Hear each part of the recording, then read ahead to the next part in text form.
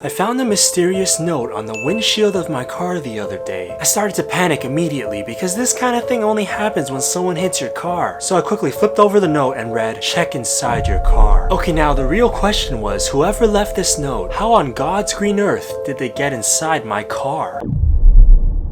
What is up, guys? It's your boy Ming. Even though the world is in chaos right now, I hope everyone out there is doing as well as they can be. Before you guys skip straight to the story, listen for a little bit because this is important. If you guys are following me on TikTok, you'll know I haven't been posting as often. For my day ones out there who have been following me since February, you'll know I've been posting almost every single day or every other day. But with everything going on right now, honestly, I couldn't focus on anything else. So I've been spending a lot of time trying to really educate myself with the videos, movies, to really understand the racism that African Americans had to endure their entire lives. So I really wanted to help out and do my part because it just didn't sit right with me to just do the bare minimum, like post a black square on Instagram. This is an important part of history and it is critical for us to stand for what's right. So in light of everything that has been going on, all the ad revenue from this video along with my previous video will be all donated to the Black Lives Matter movement, along with helping rebuild small businesses that have been affected by the riots and looting. So if you haven't seen my last video, it's basically a 40-minute video with a bunch of ads. You can be a part of the change. I understand that I may not get millions of views, but I do believe that no matter how small, everything helps. I feel like a lot of people have this mentality when it comes to voting. Oh, I'm just one person. It's not gonna matter. It's not gonna make a difference. But I am telling you, every single vote, every single view, every single person, no matter how small, it all helps. So go out there and do your part because only united together, we can truly make a difference. That being said, before we begin today's story time, I just want to say, for those who watch my entire videos and don't just skip to the story time part, you guys are the real ones. You guys hold a special place in my heart because you guys actually care about what I have to say. So thank you guys so much, and comment below so I know who you guys are, especially the ones that have watched every single one of my story time videos. I couldn't ask for a more amazing group of supporters. Yes! Yeah!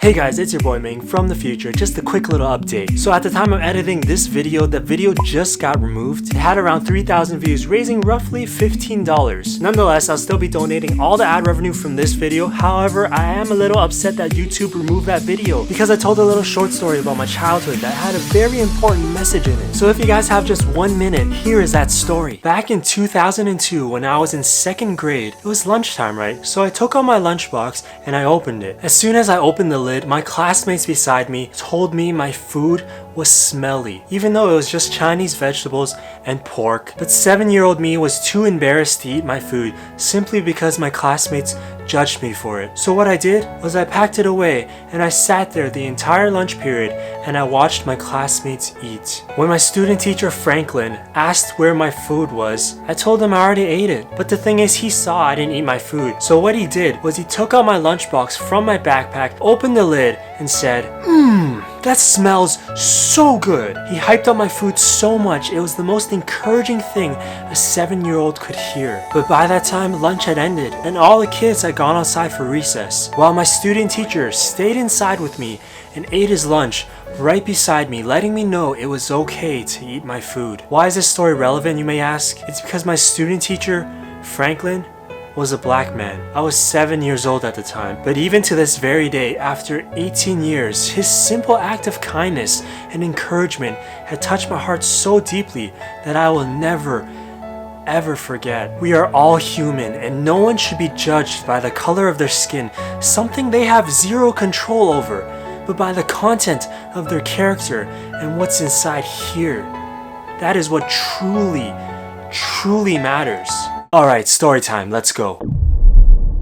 So in my lifetime, I've been in 2 car accidents. Both times were against inanimate objects, so I could sum it up to a lack of automotive mastery. Or in simpler terms, I'm shit at driving. Luckily, I wasn't injured, but the car's exterior did suffer a little bit. But the good thing is this is early in my driving career, so if I make all the mistakes now, when I get a nice car in the future, all the mistakes will be all gone already. That's obviously how it works. Well, to be fair, my car has no sensors, no cameras, and all I had was my pure skill. And my skills were poo-poo. So clearly, it was a formula for my downfall. But there was a third accident that was not my fault. Someone had hit my car while I was not there, but they did take accountability and left a note on my car so I can contact them. Good Samaritans. So yeah, I got that all figured out, but the other day, I found a mysterious note on the windshield of my car. I started to panic because I thought someone hit my car again.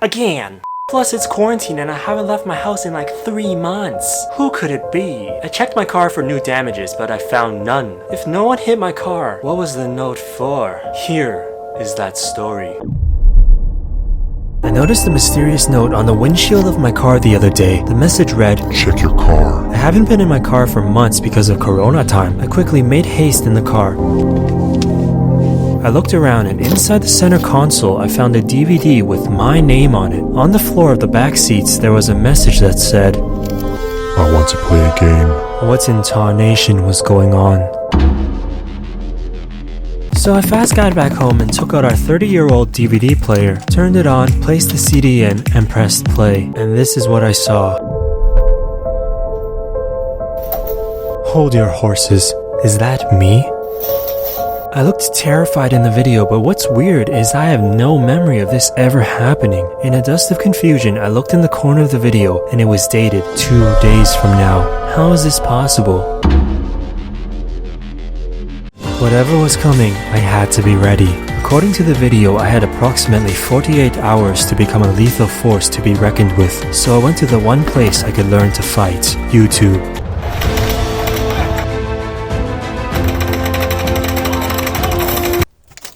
On the 48th hour, I accessed the secret armory. I had to become someone else. I had to become something else. Suddenly, the lights flickered. No amount of training could have prepared me for this.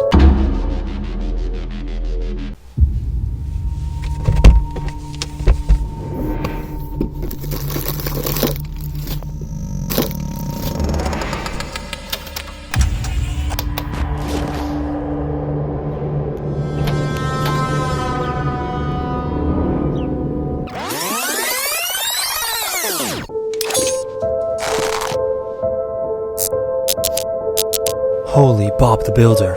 What was that? Phew. Close one. Almost peed my pants. That's when it hit me. I realized I only had one arrow. If I missed, it was over for me. But good thing I have more in my car.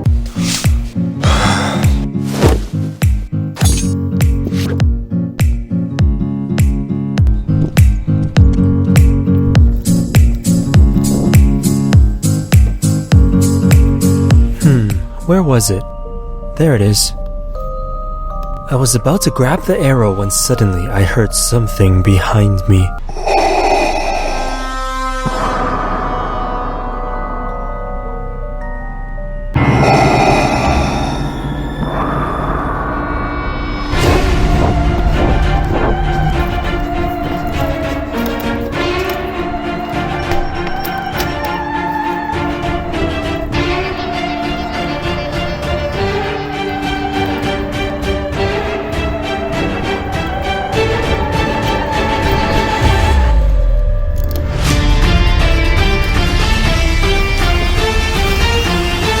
I locked the doors and secured the windows, but I forgot to lock one important thing. Whatever it was came in through the chimney like Santa Claus.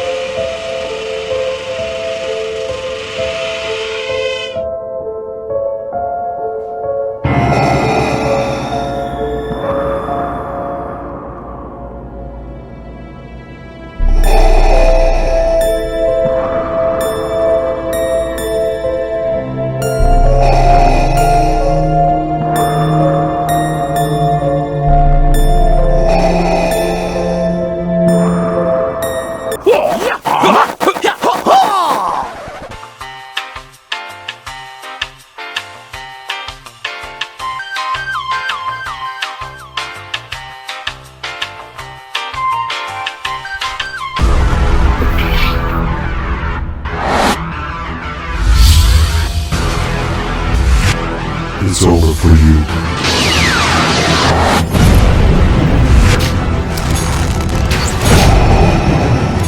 This can't be.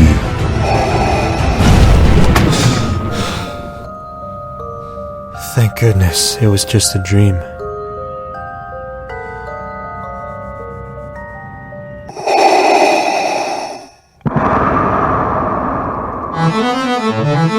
So this story was cool and all, but the other day, I woke up in the middle of nowhere with no recollection of how I got there. I arrived back home and my mother was so relieved to see me, but she told me I had been missing for 2 weeks now. In a dust of confusion, I attempted to search for answers. I looked down. On the back of my arm, I saw a set of numbers. What do you think this means?